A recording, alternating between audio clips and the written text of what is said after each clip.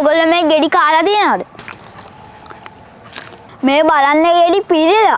මේවට කියන්නේ ජපන් බඩු. අපේ අම්මා මේ වගේ රසට මැල්ලුම හදනවා. මම නම් ආමු වෙනුත් ගෙඩි කනවා. මේ බලන්නකෝ මගේ නාරංගහට වෙලා තියෙන්නේ උඩ කොළ කළු වෙලා.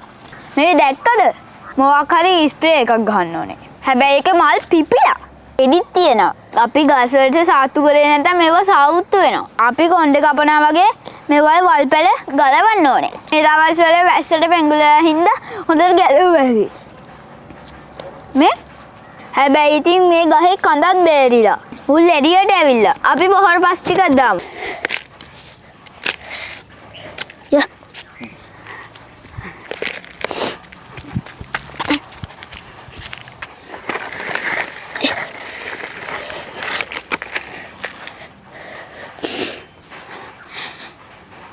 මම වතුර නම් දාන්නේ නැහැ. දැන් කොහොමද තදුරු කරලා තියෙන්නේ? තව ටිකෙන් හොඳට වහී.